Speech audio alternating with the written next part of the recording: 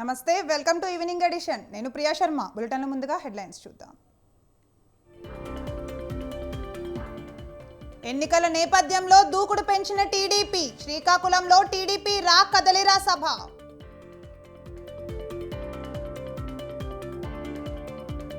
కొత్తగా చేరి టికెట్లు అడిగితే సీనియర్ల పరిస్థితి ఏంటి? ఎంపీగా పోటీ చేసి తీరుతానన్న విహెచ్.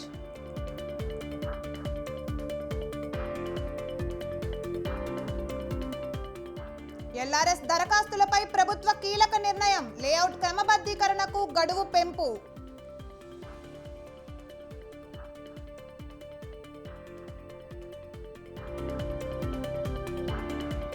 ప్రముఖ గాయకుడు పంకజ్ ఉదాస్ కన్నుమూత. కొద్ది కాలంగా అనారోగ్యంతో ఉదాస్.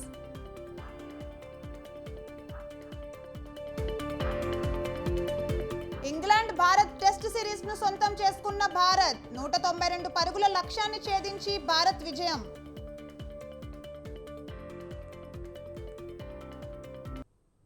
ఆదాయ సమీకరణ వనరులపై సీఎం రేవంత్ రెడ్డి సమీక్ష నిర్వహించారు. వాణిజ్య పన్నులు, ఎక్స్చేంజ్ రిజిస్ట్రేషన్లు, రవాణా, గనుల శాఖలపై సమీక్ష నిర్వహించిన ముఖ్యమంత్రి ఆయా శాఖల ఆదాయం, పన్ను వసూళ్ల గురించి తెలుసుకున్నారు. వాణిజ్య పన్నుల విభాగంలో నిర్దేశించిన లక్ష్యం పూర్తి చేయాలని ఆదేశించారు. ఎక్స్చేంజ్ శాఖలో అక్రమాలు అరికట్టి పన్నుల వసూళ్లు పెరిగేలా చూడాలన్నారు. డిస్టిలరీల వద్ద సీసీ కెమెరాలు ఏర్పాటు చేసి కమాండ్ కంట్రోల్కు అనుసంధించాలన్నారు.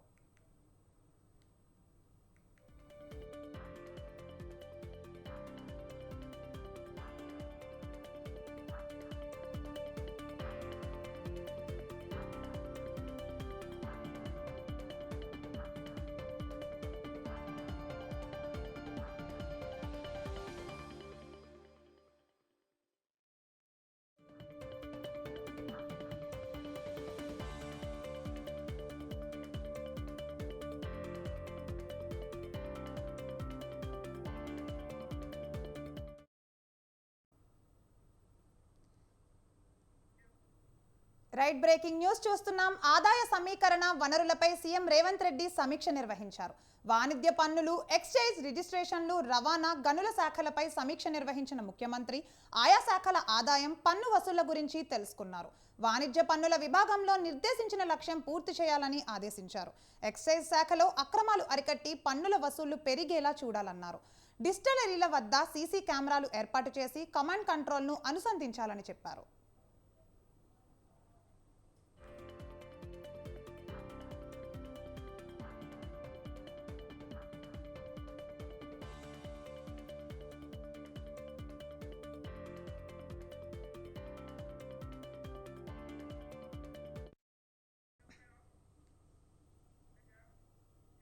కాంగ్రెస్ సీనియర్ నేత వి హనుమంతరావు ఆసక్తికర వ్యాఖ్యలు చేశారు. ఎంపీగా పోటీ చేసి తీరుతానని అన్నారు. ఖమ్మంలో చాలా సంవత్సరాలుగా పనిచేస్తున్నానని, ఖమ్మం ప్రజలపై జరిగిన ప్రతి అన్యాయానికి వ్యతిరేకంగా పోరాటం చేశానని తెలిపారు.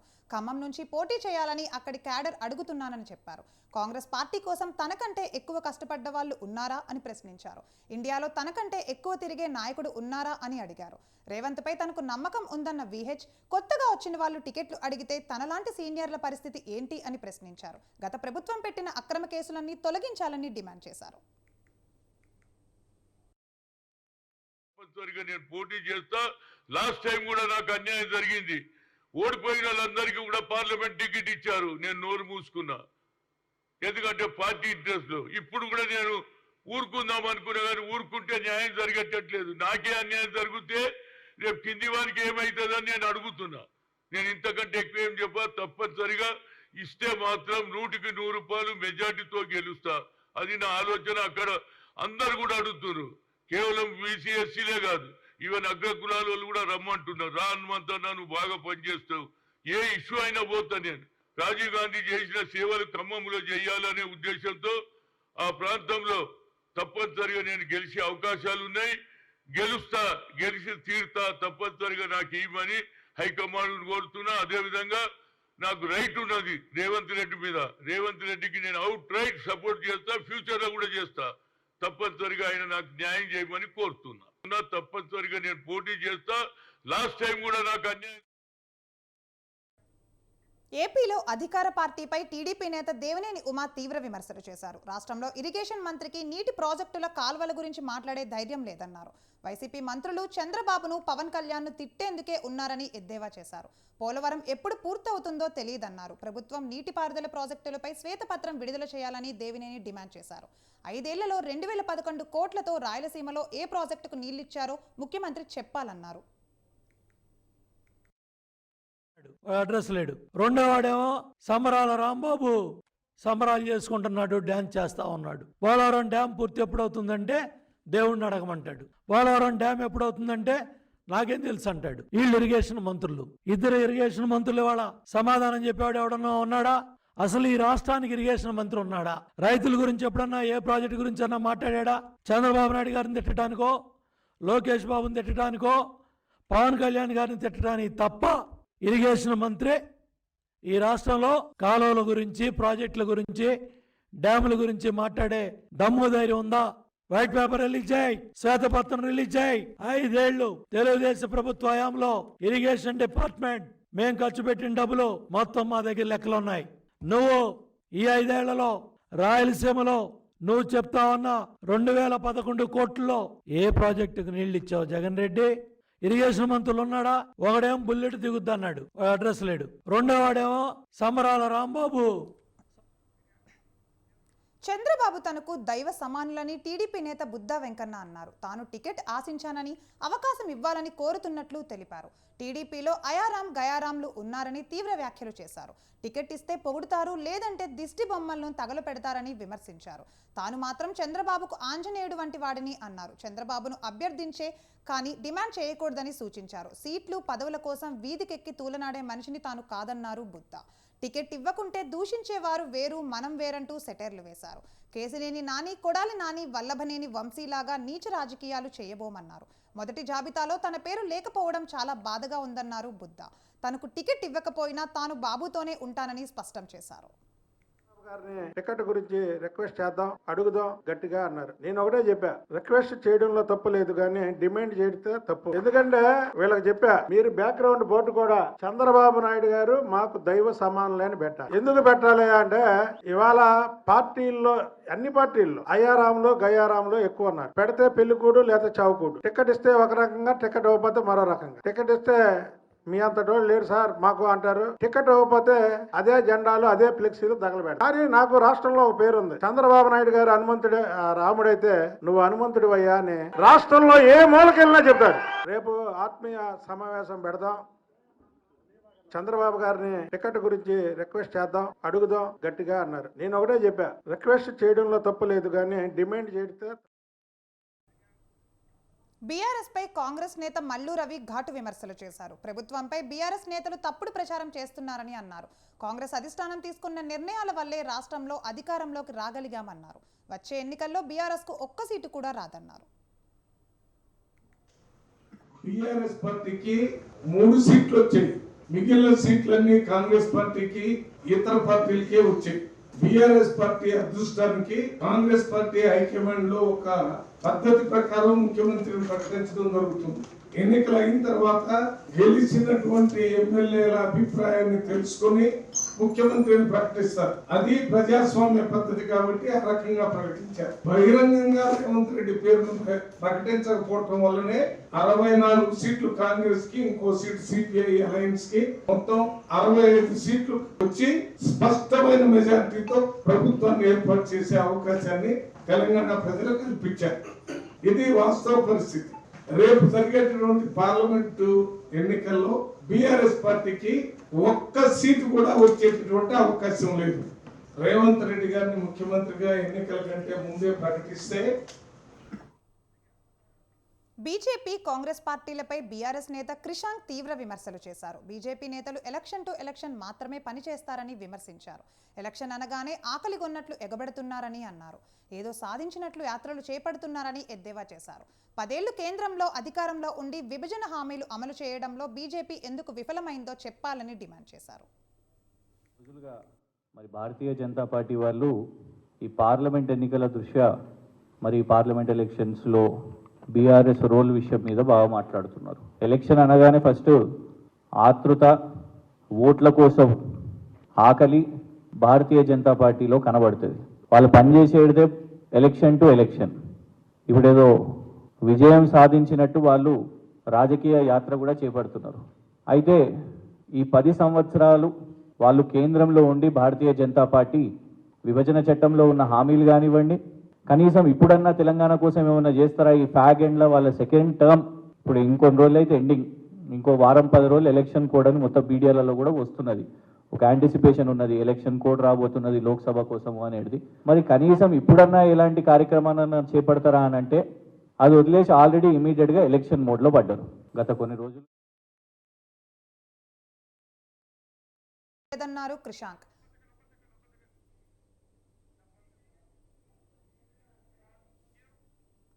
అటు కాంగ్రెస్ పార్టీ కూడా రాష్ట్ర హక్కుల కోసం మాట్లాడడం లేదన్నారు క్రిషాంక్.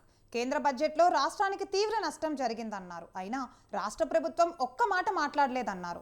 పాలమూరు రంగారెడ్డి ప్రాజెక్టుకు జాతీయ హోదా కల్పించలేమని కేంద్రం చెబితే మంత్రులు మాట్లాడకుండా వచ్చారని విమర్శించారు. అడుగుతుందా అంటే మొన్న కేంద్ర బడ్జెట్లో ఏం లేదు మోదీ గారు ఎందుకు వస్తలేరు అనేది కూడా కనీసం రాష్ట్ర ప్రభుత్వం ఒక మాట కూడా అడగదు. ఇన్ఫ్యాక్ట్ దారుణం ఏంటంటే గౌరవ ముఖ్యమంత్రి రేవంత్ రెడ్డి గారు, ఇరిగేషన్ శాఖ మంత్రి ఉత్తమ్ కుమార్ రెడ్డి గారు కేంద్ర ప్రభుత్వాన్ని వెళ్ళి పాలమూరు రంగారెడ్డి ప్రాజెక్టుకు జాతీయ హోదా అని అడిగితే వాళ్ళు జాతీయ హోదా ఇస్తలేము అంటే ఒప్పుకొని వచ్చేసారు. వీళ్ళు ఏదో ప్యాకేజు ఏదో అని చెప్పారు. పోనీ ఆ ప్యాకేజ్ వస్తుందా అంటే అది తెలియదు.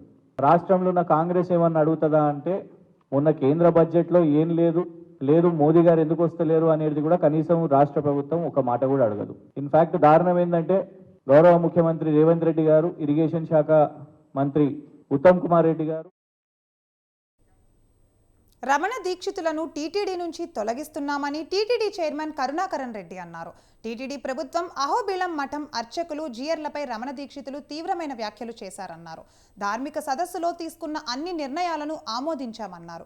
సూపర్వైజర్ పోస్టులతో పాటు కింద స్థాయి సిబ్బందుల పోస్టుల భర్తీకి నిర్ణయం తీసుకున్నామన్నారు. స్విమ్స్లోని వివిధ భాగాల్లో నగదు రహిత సేవలు అందిస్తున్నామన్నారు. కొలంబోలో శ్రీవారి ఆలయ నిర్మాణానికి టీటీడీ సహకారం అందిస్తామన్నారు. 3.15 కోట్లతో తిరుమలలోని జలాశయాల్లో ఉన్న 682 మోటార్ పంపుల మార్పుకు ఆమోదించామని టీటీడీ చైర్మన్ తెలిపారు.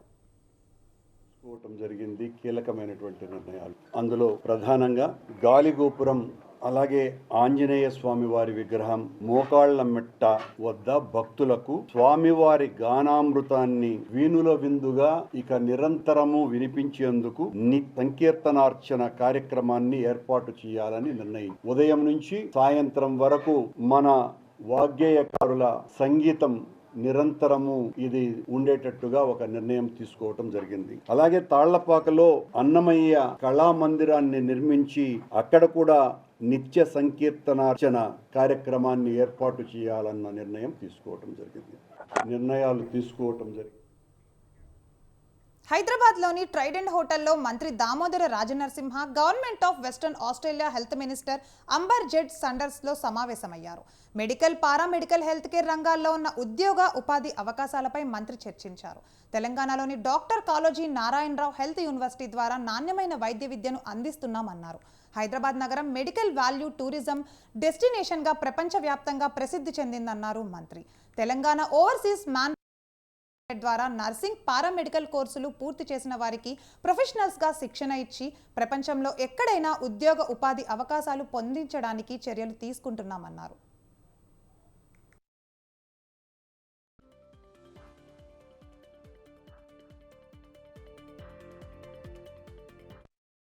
So we are doing an online-based, end-to-end online solution based, right from procurement right up to supply chain. We're online-based one. So we expect you to strengthen our system and help us in further strengthening our procurement and also establishing certain standards. So that's helpful as in establishing more institutions in this aspect. And another aspect I want to help us in the trauma care. So we are having our own ambulance-based service like 108 we call here. Like 901, like 911, level 108 here.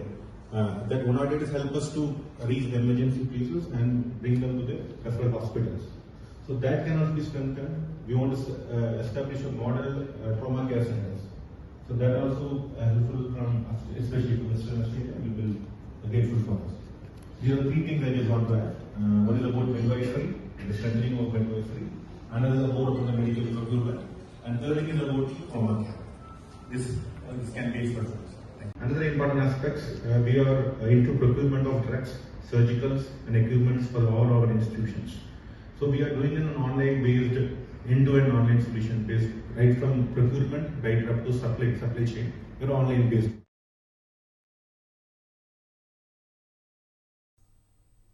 అడవుల రక్షణ అనేది అన్నిటికంటే ముఖ్యమైన విధి అని రానున్న రోజుల్లో అత్యంత సవాల్తో కూడిన ఈ బాధ్యతలను అందరూ సమర్థవంతంగా నెరవేర్చాలన్నారు మంత్రి కొండా సురేఖ. అటవీశాఖ సమీక్షా సమావేశంలో పాల్గొన్న మంత్రి ఇటీవల కాగజ్ నగర్లో పులుల మరణం తనను కలిచివేసిందని, రానున్న రోజుల్లో అలాంటి సంఘటనలు జరగకూడదని అన్నారు. అడవుల రక్షణపై కలెక్టర్ ఆధ్వర్యంలో జిల్లా స్థాయి అటవీ రక్షణ కమిటీల సమావేశాలు క్రమం తప్పకుండా జరగాలని అన్నారు. గత ప్రభుత్వం పెద్ద ఎత్తున మొక్కలు నాటామని చేసినప్పటికీ చెప్పినప్పటికీ ఆశించిన ఫలితాలు రాలేదన్నారు.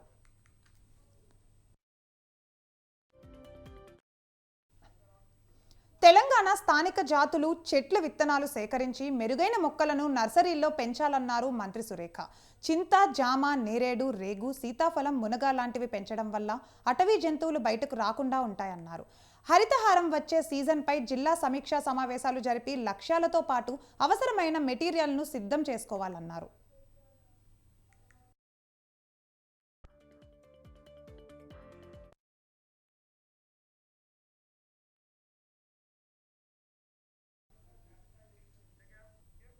ఇవి evening edition updates. Keep watching Swatantra news.